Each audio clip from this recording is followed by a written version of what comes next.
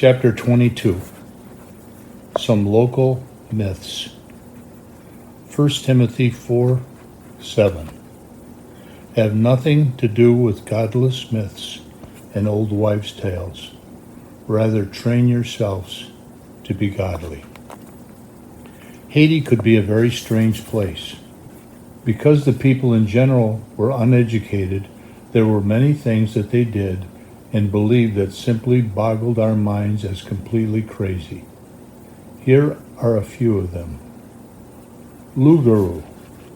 A loup-garou is the term used in Haitian culture for a person who is able to change themselves into different animals.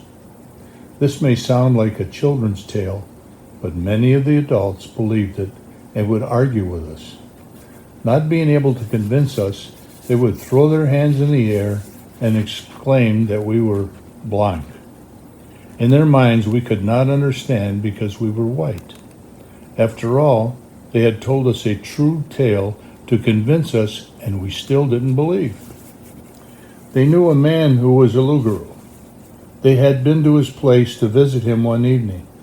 They could not find him, but a cow was standing in front of the house. The next night they went back again looking for the man. He was there, but there was no cow this time. Clearly, the man was a loup-garou. The cow proved it, but we were white and could not understand. Then there was the true story of the old lady at the market who sold fish. The people were convinced she was not only a loup-garou herself, she had the power to change others into animals.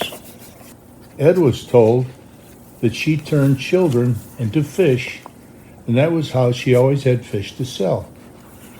Ed asked her in all seriousness how many kids in town had gone missing.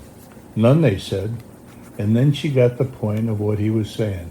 Ah, you're blank. You don't understand. Voodoo. When we first flew into Haiti in 1995, I had reserved a car at the airport, as we had planned to drive around and explore. As I said in an earlier account, looking out the window on final approach made me realize how much of a mess Haiti was. I decided while still in the plane that we would skip the rental car. That was a wise choice, as it turned out there was no rental car counter anywhere in the airport. In fact, I've been down to the airport there many times, picking up and dropping off groups. I have never seen a car rental company there. We got a taxi ride to our hotel. The car wasn't really a cab. It was just a little beat-up hatchback. Ingrid had to keep one hand on our bags to keep them from falling out, as the hatchback didn't close properly. When we got to the hotel, there was security at the front door. Other than the door, there was no windows facing out anywhere in the building. This was a Holiday Inn like we had never seen before. It was also the only hotel that was right in town.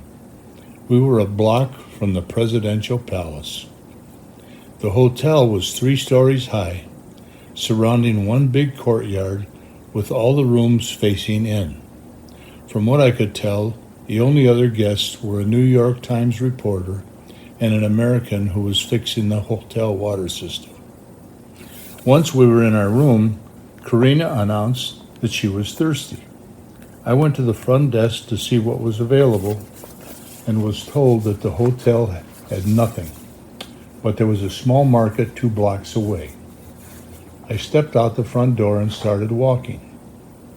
A very tough-looking young man fell in step beside me and started asking questions about where I was from and what I was doing in Haiti.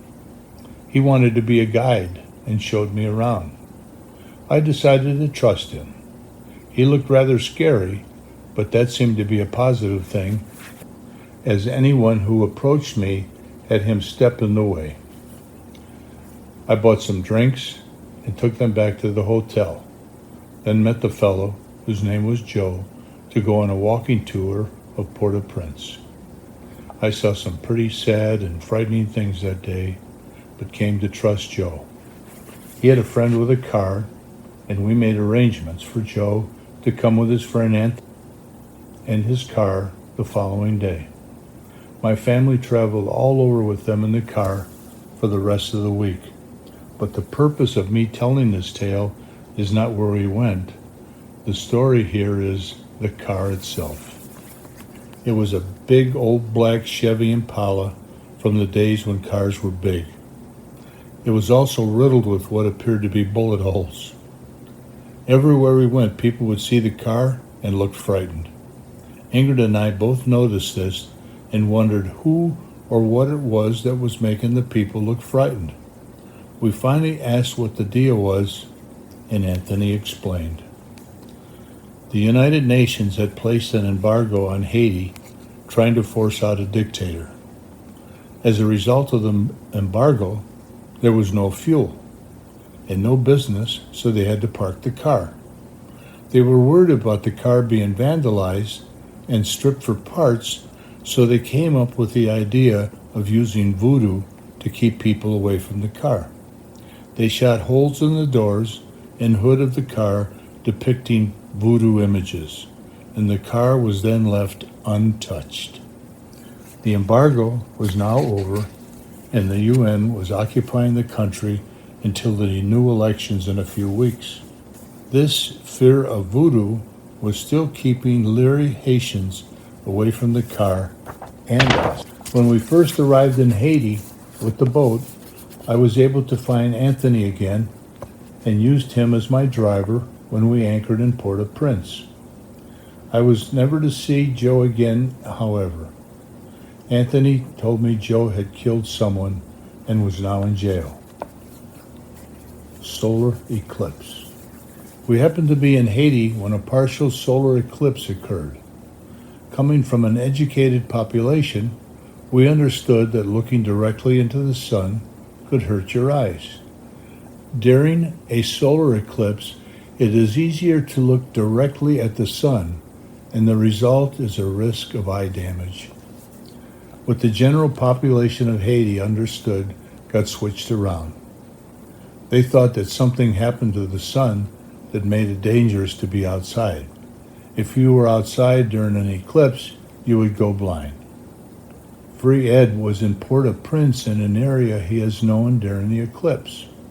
The Haitians that knew him were hollering at him to get inside like they were.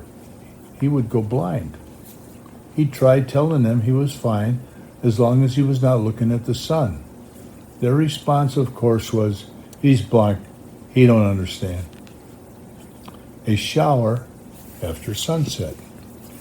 Ingrid was on shore visiting some people who lived along the waterfront one evening as the sun was setting. The people asked where I was, and she told them I had worked at a construction site on the school all day and was showering on the boat. They all became concerned. Didn't we know that you could die from bathing after sunset? Ingrid assumed that I would be fine, but they had problem accepting it. Then the answer came as to why I would be okay. I was a blank. But yes, in Haiti you could die from bathing after sunset. I lived on a boat, ate well, I had warm clothes, and I slept in a comfortable bed. They had none of that and slept on the ground. If they got chilled, they got sick. The flu was always epidemic in Haiti, and they did not have the nutrition to fight it. You and I might catch the flu and be sick for a week. It could easily kill many of them.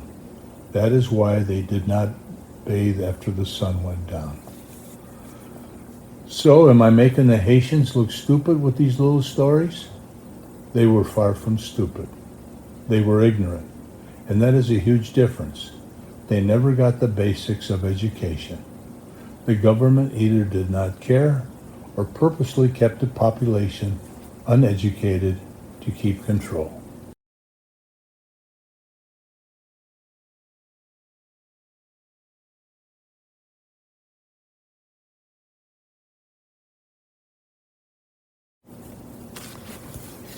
Chapter 23. The Story of Joyous. Colossians 1:13 through 14. For he has rescued us from the dominions of darkness and brought us into the kingdom of the Son he loves, in whom we have redemption. To me, the biggest challenge in convincing people in North America to believe in Christ is not showing them that Jesus died for them, but rather convincing them that there is more than just the physical realm in which we live. They struggle with the concept of a spiritual world that is overlaid on the physical world. If you can't believe there is a spiritual world, then it is pretty difficult to imagine the concept of God. In Haiti, that's not the problem. Pretty much everyone understands there is a spiritual world. The biggest obstacle in bringing people to Christ in Haiti, I believe, is fear. A huge part of Haiti's issues stem from belief in voodoo and the worldview that results from that viewpoint. With Christianity, the overwhelming general concept is based on love and forgiveness. To paraphrase John the Apostle, if you don't have love, you have nothing. In voodoo, the concepts seem to be the opposite: fear and revenge. Names for the God of the Bible are God, I am, Father, Lord, and many more. The Creole name for him in Haiti is Bon Dieu, which means good God. They understand that there is a spiritual world and that there is a good God. They also understand that there is a bad God. We know him as Satan, Lucifer, the devil. In voodoo, the belief is that spirits are everywhere, and if you don't serve or appease them, they will harm you. You live in fear that the spirits will be offended by something you did and take revenge on you if you do not keep them happy. Satan is in control of these spirits. When Haiti rebelled against France back around 1800, they killed every white person in the country and then dedicated the country to Satan for a 200-year period. To bring a Haitian to Christ, you must first convince them that God and Jesus has more power than Satan, and therefore can protect you from the powers of Satan. American culture currently is anti-God. He doesn't exist. There is no one truth. If there is no God, there certainly is no Satan. Voodoo certainly does believe that Satan is real. I will stop talking theology now and get back to the story. In the village of La Colle, there is an area referred to as the backwoods. It is a more isolated area than the main village, but in fact, it was quite close to where our boat was anchored. You could see the boat's superstructure from that area, but you could not pass directly from the boat to there because of a mangrove swamp. Living in the backwoods was an old man by the name of Joyous Jean. He was acknowledged as the Grand Hungan of the region, or in other words, he was thought to be the most powerful and frightening witch doctor or high priest of voodoo in that area. When you watched, it was like The Godfather. Joyous would sit in the yard by his house. The main trail to the next settlement came right by his house. Everyone who walked by would stop to greet him and take his hand, as in The Godfather movie. Voodoo ceremonies were common there. Living on the boat, the sound traveled out to us. When we had guests on board, which we did regularly from the U.S. and Canada, it would scare the daylights out of them. Here's a brief explanation. Satan is the power in the voodoo spirit world, and the priest must call him to appear so that he can communicate with them. They have someone at the ceremony whom they will ask Satan to possess so they can communicate. In this case, Joyous was the priest, and his granddaughter, about 12 years old, Jirta, was who Satan would come to possess. The drums would begin to beat at around 10 p.m. They would build and build, driving the participants into a frenzy. By 1 a.m., it would be frantic as the drums went wild. From the boat, you could tell when Satan showed up. Not by what happened at the ceremony, but by what happened everywhere else. Cattle would bellow. Goats would bleat loudly. Chickens would cluck wildly. Dogs would howl. People could be heard wailing. It was like the sound of terrified creatures. The sound started from far away and swept in towards the center from all directions. This combined ruckus, traveling rapidly through the area, would make the hair on your arms stand up. The ceremony would go berserk.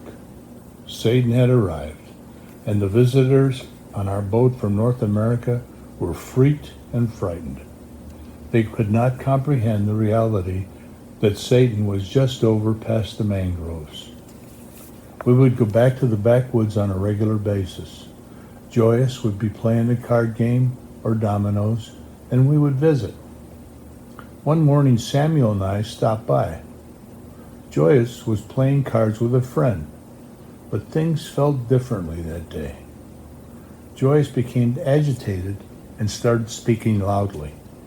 In an accusing voice, he pointed at my boat, saying, "That boat, it's Jesus' boat, isn't it?" I became a little nervous as he became more and more upset. I simply said, "Yes, it is." He calmed down somewhat and explained that he had been having a dream or vision. He had it numerous times, and it was bothering him.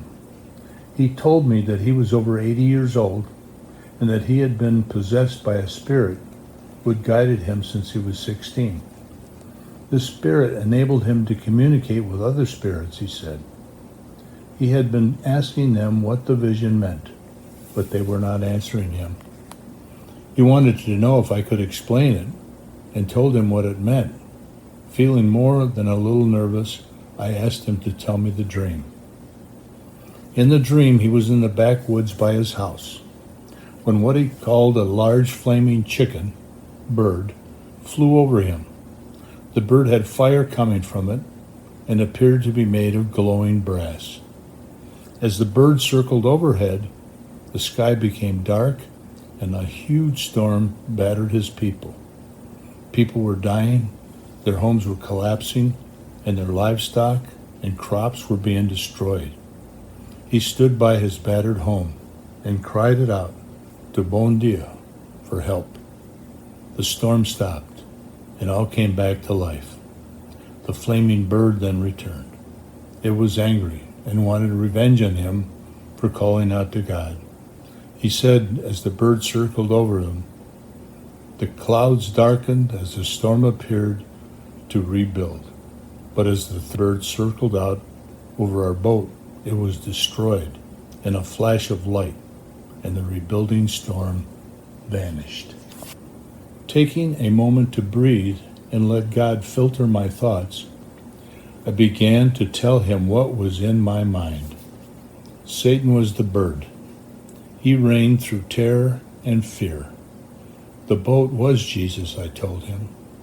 Regardless of how Joyous had lived, and regardless of what he had done, Jesus the Son and his Father God would forgive and accept him if he turned from his ways and called out to God for help, as he had in his dream. Yes, his turning to Christ would anger Satan, but against God, Satan was powerless. Jesus had defeated the power of Satan at the cross.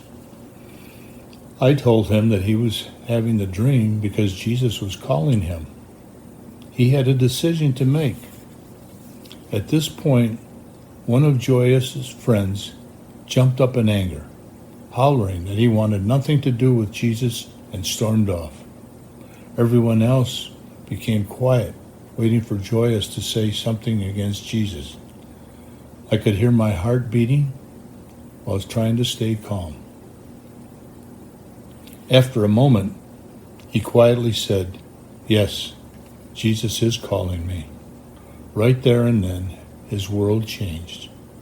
Joyous prayed for forgiveness and declared himself to be a follower of Christ and turned from voodoo. The community was in shock. Outsiders simply could not believe or accept it, but the great witch doctor they all feared had come to Christ. The drums of the backwoods never rang out again. Joyous was changed to his core, and those around him could see it. He became a peaceful, loving man who loved to talk about Jesus. In the coming year, the dark nature of the backwoods changed, and many, having watched Joyous, came to Christ themselves. Chapter 24. Off to Jamaica. Psalm 107, verse 28. They cried out to the Lord in their troubles, and he brought them out of their distress. For the past 3 months, I had been suffering great pain from a kidney stone that was slowly and painfully passing through my system. I needed to get medical help, but I had felt compelled to stay in Haiti. I believe now that Joyous was the reason I felt no peace in leaving earlier. Ingrid had been giving me the odd Demerol injection to get me through some nights, and I had been taking painkillers during the day. I felt released after Joyous came to Christ and felt I could leave to get help. Right after Joyous came to Christ, I passed a huge kidney stone, and the decision was made to head across to Jamaica to get checked out medically. When we announced that we were heading to Jamaica for a week to see a doctor, Joyous called me over to his place. He wanted to lay hands on me and pray for safe passage and health. It was very strange having a former witch doctor pray for me and lay hands on me. The trip out of Haiti to Jamaica brought us back to the realities and dangers of the country we were living in. It would take a long time for my daughter Karina to get over the fears from the events of the next day. We were leaving Laocoon, heading for Port Antonio, Jamaica. A tropical storm had just passed by to the south of us and had brushed the south coast of Jamaica. My plan was to give the seas time to dissipate in the channel between Haiti and Jamaica by anchoring in a protected cove by the town of Corail overnight.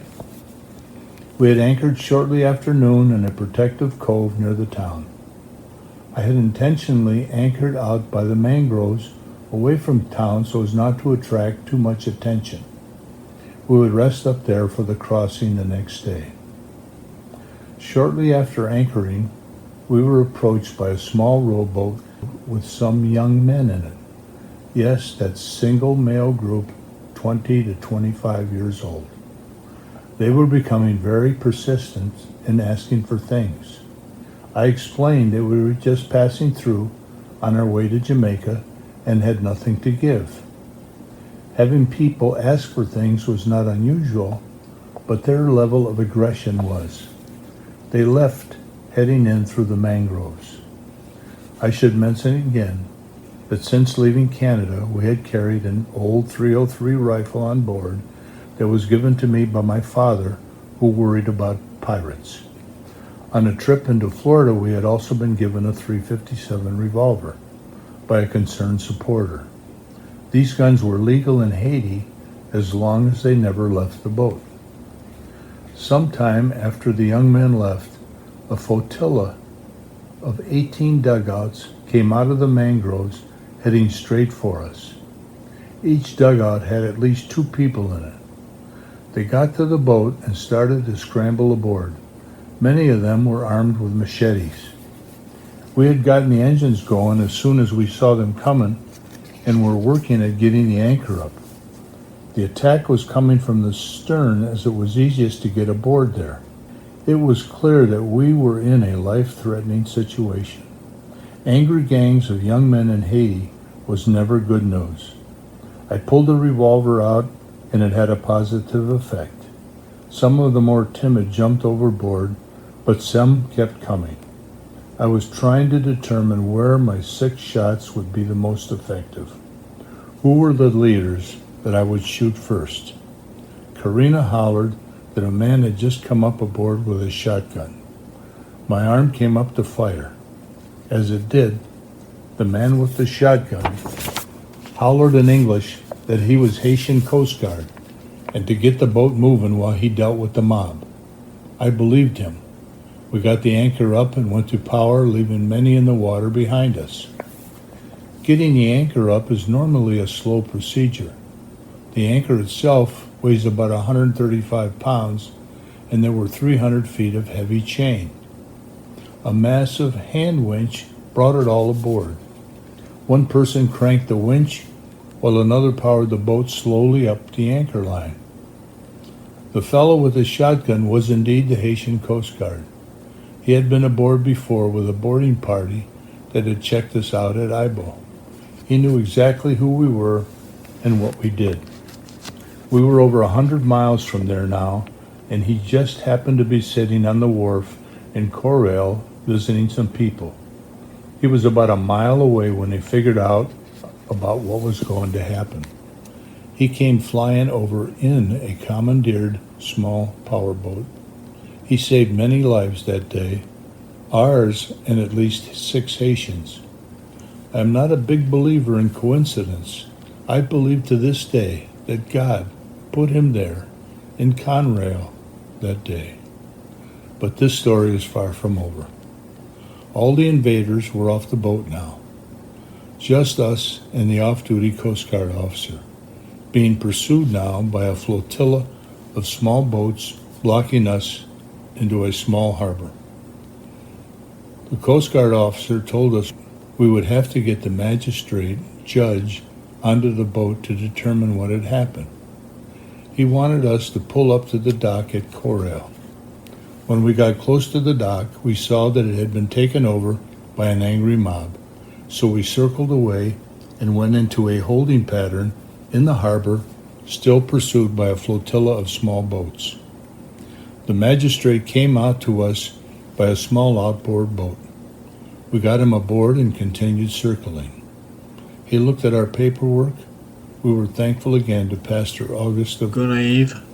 Questioned us on what happened and searched the boat. They wanted to open all our bags of flour and sugar looking for drugs. But Ingrid threatened the wrath of God as they started tearing everything apart. They checked our weapons, and I was careful to say they belonged to the boat, not me. The judge agreed that was legal. He eventually cleared us of any wrongdoing and explained that there had been great discontent and rioting in the area, and that we were simply in the wrong place at the wrong time. It was getting dark now, and he told us they could not protect us here and that we should leave quickly. They all left, and we crawled out through the reef into open water as night fell. We traveled along the coast for an hour or two and anchored in the dark and rolling seas and deep water near the town of Jeremy. We were gone again before first light on our way across to Jamaica. We would pull into Port Antonio at first light the next morning. We were to be met there by a Christian, hating customs agents intent on creating nothing but problems for us. We arrived in Jamaica early in the morning, having traveled 24 hours across from Haiti. There is a set protocol for boats clearing into a country. The flag of the country where the vessel is registered must be flying at the stern. The flag of the country being visited must be flying on the mast on the right side up high. A solid yellow flag is flown under the visiting country flag on the mast. The yellow or Q flag is to announce that you are seeking clearance inbound and are quarantined. No one may approach the boat until customs has given clearance and the Q flag is down. The officials from the country being visited will be upset if this protocol is not followed. For example, when crossing from Panama to Jamaica on our trip to Haiti, weather forced us to make an unplanned stop at the island of San Andreas, a possession of Colombia. We came in through the channel, crossing the reef at first light to anchor off the port docks. Before we even had the anchor set securely, a boat came out to us with a ship's agent on board. He stepped on board with a Colombian flag and told us to get up the mast now. The port captain had spotted the missing flag as we came in the channel and was having a bit of a fit. Calling the ship's agent, he told them to get to our boat and get a flag up. We explained and apologized. We did not have a Colombian flag to fly as we had not planned on coming to San Andreas. Coming into Port Antonio, we did everything by the book. We had the paperwork from Haitian Customs. The beauty of the wording in the document was that it waived the need for outbound clearance. Once anchored, we radioed and requesting clearance. Most of the time, they want the captain to come ashore with all the required paperwork. You report to the port captain, then immigration, then customs. On the way out, you do it in reverse and must get clearance to depart. This may involve a long walk and several hours. In this case, I was told to wait on board. Eventually, customs, immigration showed up on the wharf, and I picked them up in the skiff. The customs officer was fine until he learned we were a mission boat. Then he got difficult. We had a right to receive a 3-month clearance, but he was insistent that he would only give us 2 weeks. I may have a medical problem, but deal with it quickly and get out, was his attitude. He said that he would not extend the time even if we had reason to need an extension. After finally being cleared in, we needed to secure better moorage.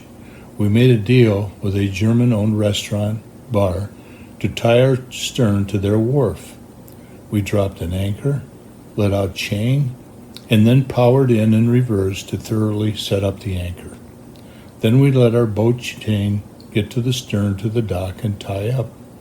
This way, we needed very little dock space. We learned that there was a German internist nearby who was a sailor and had the needed ultrasound equipment. He checked me out and took the kidney stone. It went to be checked at a lab in the U.S. and to a neurologist we knew in Florida. It was sent by 24-hour courier. The date was September 10th, 2001.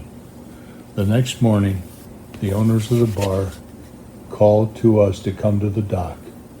It was 9/11, and we watched the towers come down on the TV in the bar. In the mess that followed, the 24-hour courier took over 2 weeks. My board did not want me leaving until they got the lab results. The customs officer refused to extend and ordered us out of the country. I pointed out that there was a tropical storm in the Caribbean Sea, and this did not allow him to send us out. He insisted that we had to go. I called our board in Canada. The call went from our board to External Affairs Canada, like the U.S. State Department, and then to the British High Commission's office, the Queen's representative in Jamaica, and from there to the head customs agent in Kingston. He called the local customs office, and we got clearance to stay in Jamaica as requested. A small island known as Navy Island helped from the harbor in Port Antonio. There was a cruising catamaran anchored by the island with children on board. The family was from Utah, and they were Mormons. The customs agent had also given them much grief. The father of the family was an accountant and had helped sort out someone's books for them. The customs agent had him arrested and put in jail for a couple of days for working illegally. While in Jamaica, the children had much more freedom than in Haiti. Navy Island had no one on it, and the kids had a great time exploring it thoroughly, and often with the children from the catamaran. Both families also went scuba diving together regularly. Part of our entertainment was the coming and going of the banana boats. The bananas grown in Jamaica were shipped through Port Antonio from the banana docks. There was a steady stream of these modern freighters, and with the harbor not being very large, it was always interesting to watch them maneuver in and out. I finally got medical clearance, and we were off back to Haiti. Our villages were glad to see us back. They did not like us being gone. We heard at a later date that the Jamaican's custom agent that gave us all the grief was transferred to a different location and job.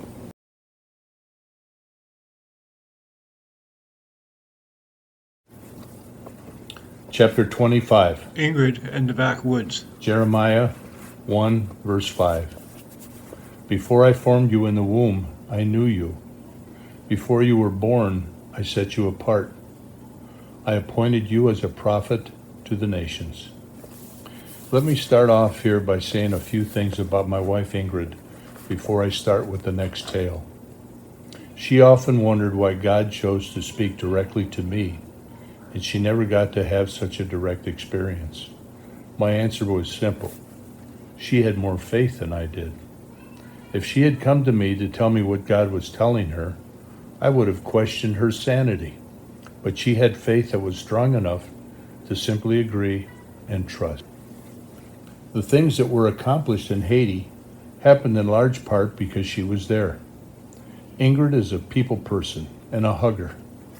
She has great discipline and determination, along with incredible organizational skills.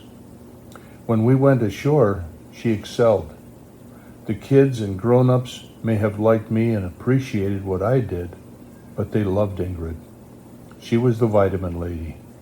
All the kids got chewable vitamins from her every day.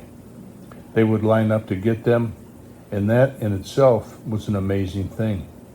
They liked to mob, but for Ingrid they lined up and said thank you. The women of the villages loved her, but in the backwoods, by the home of Joyous, she was queen. The people would gather around her, and the kids would sing songs for her. Someone would scramble up a tall coconut tree and cut down some coconuts. It would be cut open to drink, and everyone would gather around. Do you remember the story of Joyous? Joyous's friend? The man that got up and stormed away saying he wanted nothing to do with Jesus? Even he had his heart softened by Ingrid. Before she was finished, he also came to Christ. Ingrid was well known and loved in the backwoods long before the day that Joyous converted. But after that day, she made it her mission to win these people for Christ. First, she went to Joyous for permission, which he willingly gave. We had the New Testament recorded in Creole on CDs. Each afternoon, Ingrid would go up with her stereo and sit down outside in the backwoods by one of the houses. The women and children would gather around, and Ingrid would turn the CD on, playing the Gospels. The women would do chores around the circle as they listened. The men would have work to do and pretend not to listen. But each day and week, they would pretend to not listen closer to the circle. With time, they all came to know about the Gospels. There was no recorded Old Testament in Creole, but Ingrid had a little book, 101 Little Stories from the Bible. It was in Creole, and it had pictures, and Ingrid had an idea. She would distribute and use this little book along with her Bible, and a prepared lesson each day to teach them the Old Testament. Ingrid was concerned that her Creole may not have been up to this task. She wanted them to get the stories and lessons without error. Well, God had a habit of supplying our needs, and he was not about to disappoint. A fisherman brought someone out to the boat to visit one day. The fellow was raised in the backwoods, but managed to get out of Haiti and now lived in Louisville, Kentucky. He was a Christian and was visiting his family and would be here for a month or two. He had heard that we were working in his old neighborhood and wanted to know if he could help. Ingrid signed him up on the spot, and he became her helper in the backwoods. Ingrid was persistent and organized. The people continued to gather around her in the afternoon. This was the first time any of them had heard the stories of the Old Testament, and as they learned the Old Testament and put it together with what they had learned in the New Testament, the light started to come on. Joyous was excited. The story of creation amazed him, and he loved it. The story of Jacob being tricked into marrying the wrong daughter made them upset. It was all so real to them. These people could relate to the stories. The parts of the gospel talking about the boats and nets were exactly how they still fish there today. The day came that all the stories were finished. They all had heard God's truth. Ingrid decided that we should hold a church service in the backwoods. Ingrid could preach, and Mano, Fried's assistant, agreed to translate. The children would lead the singing. As the service went on, the skies began to darken and became ominous. After Ingrid's message, Mano made an altar call, and the backwoods people began to come forward to make decisions for Christ. Some of the people that came were the ones that had pretended not to listen. It was an amazing day, but I was reminded of Joyce's dream. The sky continued to grow incredibly dark, and the wind was starting to roar. Soon torrential rain began. It was like Satan was angry, and I kept thinking of the storm in Joyce's dream. We had to get back to the boat. The river was rising quickly. If we waited any longer, we would not be able to cross it. Jordan was on boat watch duty and came in to pick us up. We got everything on board stashed away. This was becoming a serious storm. The river that separated the backwoods from the rest of the community began to flood. There was water everywhere, and it was rising. So much water was flowing off the land that the cove we were anchored in began filling with floating debris from the shore. This storm was not forecast and formed quickly without warning. The storm lasted throughout the day, and we had to wait until morning the next day to check for storm damage. Amazingly, no houses washed away, and no one was hurt. This could not be said about the area beyond La Cole up in the mountains. More than 2,000 people died that day in flash floods and mudslides. It was a sad day, but thankfully God was faithful, and no one in our community came to harm.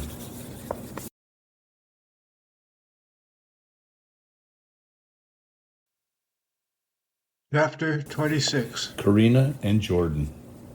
Psalm 127, verse 3. Children are a heritage from the Lord, offspring a reward from him. Our children were 4 years old when we first flew to Haiti with them. Many people thought we were crazy taking them, but the reality was, if we all couldn't cope as a family in Haiti for 2 weeks, then we certainly had no business taking them there for 7 years. Both Jordan and Karina went to French immersion kindergarten in Vernon. As it turned out, that was the only public school they ever attended. From the day we moved on to the boat, Ingrid homeschooled them. I helped with math and science in the later years, but Ingrid was the driving force and organizer. After we moved to Florida, we dual enrolled them both at the State College in Fort Pierce. And so it was. They graduated from high school with their 2 years associate degrees at the same time. God had blessed us with 2 children that were the same age through adoption. This made a huge difference in schooling on the boat as they were in the same grade. They adapted to life on the boat quickly. Having them become exceptional swimmers was a priority with us. While we were at the marina in Puerto Vallarta, waiting for storms to pass by, we had access to a hotel pool. Our kids could swim by the time we left there. When Jill arrived as crew in Panama, we learned that she had been a lifeguard and swim instructor, and she began lessons in the ocean beside the boat each day after that. After a while, they were like fish. They matured and acted grown up faster than most kids because they hung with adults and older youth who were on the boat as crew. As with all children, they were very different from each other. Jordan. As a young boy, Jordan was very quick to figure things out. Most boys are into bikes or cars, but we didn't have those. What we had were boats. We had numerous boats, tenders, over the years, from inflatables to a 15-foot tri-hulled power boat. We also had multiple outboard motors on board. Our motors ranged from 2.5 horsepower to 55 horsepower. Our main workhorse was a brand new 14-foot Carolina skiff. Our favorite motor for it was a Johnson 25. It was Jordan's dream to get that combination out alone. When we acquired the 15-foot ski boat with a 55 horsepower motor, his ambitions got bigger. The truth was that he could always operate any of our boats as well as I could. He was a pro, but he always had either Ingrid or myself in the boat with him, or was right in our sight. Our kids seemed to not realize that we were once their age, and I remembered how I drove my parents' car when I had it alone. Jordan became our shuttle operator.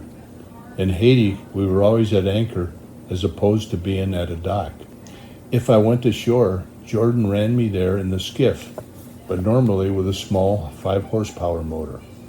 In the Bahamas, we always had the 25 on the skiff. With 2 people in it, it was very fast. With 1 young boy, it would fly.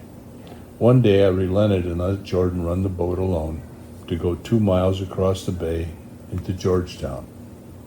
Well, he learned that the boat actually could fly when he came around the point near town and forgot about the chop from tidal currents that could set up there. He flew off a wave and landed so hard that the motor was knocked off its transom mount and was hanging partly by the safety system. He got another boat to row him back. Sometimes there's only one way to learn: experience. Jordan was well known to be willing to try anything food-wise, and believe me, he had many opportunities in Haiti to eat things that just looked nasty. The worst one, in my opinion, was one day in La Cool on the waterfront. We were at the house of a fellow named John who worked for me occasionally. They were cooking when we stopped by one afternoon. It was a tomato sauce with what could best be described as little white tadpole-like worms with clearly visible heads and lots of them, all about 1 inch long. They caught these little creatures in the slough that flowed into the bay near John's house. Even the water in the river was disgusting. John offered some to Jordan and me, and I declined politely, but Jordan happily tried a plateful. Jordan was always very quick getting through his schoolwork. He proposed a deal with Ingrid. He would get all his schoolwork done in 3 days each week to Ingrid's standard if he could go ashore and work with me the other days. And so it was that Jordan became my helper, visiting houses with me, painting walls during school construction, eating lunch, rice and beans, with me and the kids at school, meeting with the pastor, working with Haitian crews, making concrete blocks and building walls, doing medical calls and more. I could speak better Creole than the others, but I often struggled with the high-speed slurred Creole that came back at me. Jordan had an excellent ear and was very helpful when I struggled. Jordan was young, but often had to act as a grown-up, and often under pressure, he seemed to handle any task with ease. Like all, he had some fears that he needed to face, and he always did. For a while, Jordan had issues with large barracudas swimming near the boat. He was small, and they were pretty big, and had lots of sharp teeth. They liked to hang out in the shadows under our boat and catch unaware fish that passed by. This was a problem for Jordan. One day in the Bahamas, we were out snorkeling and came across a school of thousands of small fish. Circling through them was a large barracuda. Jordan had a Hawaiian sling spear in his hand, and I could see him thinking. He took a deep breath and dove down after the barracuda, trying to whack him with the spear. The big cuda took off at speed, and Jordan never feared them again. Karina. Karina could best be described as a happy child. She loved critters and had a way with them, like being able to pat a large stingray 85 feet down on the ocean floor. In the Bahamas, she befriended a dolphin and its baby, who would hang with her in the water by the boat. In Florida, she convinced a manatee to play with her in the Banana River. In the Exumas, she would reach down and pat sharks on the back as they swam by the dock. She could play on her own and be content for hours and was a joy to be with. She had one main challenge that we struggled with, reading. She had great difficulty learning to read. It was painful, as she would sit with me each evening trying to read to me. I began to think it was hopeless. Then we got a kit that used phonics, and she suddenly mastered it completely. She became an avid reader and would read for hours, but maybe more than anything, she was half fish. Her first experience with scuba diving was in Apor. Our anchorage there was clear water over a white sand bottom and 30 feet of water. I had my dive gear on and was working on the bottom of the boat while the children swam circles around me, swimming under the boat. They could hold their breath forever, it seemed. When I came up, Karina asked me if I would take her down with me. She was 9 years old and fearless in the water. I gave her a few quick instructions. Then she took my backup regulator and down we went. We went under the boat along the white sandy bottom. After a few minutes, we came back up. When we surfaced, she had the biggest grin. "Daddy, this is so cool." And so it began. We got gear for both children and never looked back. She has dived on walls and seen things that others only dream of. We did a 90-foot dive with 2-foot visibility. It was dark and murky, but she had no fear as long as I was with her. We were always prepared for something to go wrong and practiced drills on the bottom 30 to 60 feet down, taking gear off and on, removing our masks and clearing them, and buddy breathing. Karina loved to find a sandy patch 60 feet down at the bottom. She would take her scuba gear off and take a breath and dance along the bottom, spinning and somersaulting before going back for more air. It was a game between us to see who could make their air last the longest. We became pros at stretching our dive time. Above all, Karina loved the deep dive. Most diving is done at 60 feet or less. This is because of decompression issues and tank size. In Haiti, there were reefs in most places. We would anchor the skiff in 30 feet and roll in. A 20-foot swim would take us to the drop-off, about a 70-degree slope running down at least 1,000 feet. We would zigzag along the wall down as far as we had decided to go, always at least 100 feet, and regularly to 150, occasionally deeper, briefly into the 180s. We would then spend the rest of the dive working our way up and decompressing. At 30 feet, we would keep exploring until one of us ran out of air completely. Then whoever had air left would share and buddy breathe with the other. We would surface as the last tank ran out. We tried to dive together every week. By the time Karina became certified in Florida, she had well over 100 hours of logged dive time. My kids were raised under exceptional circumstances. They have experienced many things and have done and seen more than most people do in a lifetime. Some of it is good and some of it bad.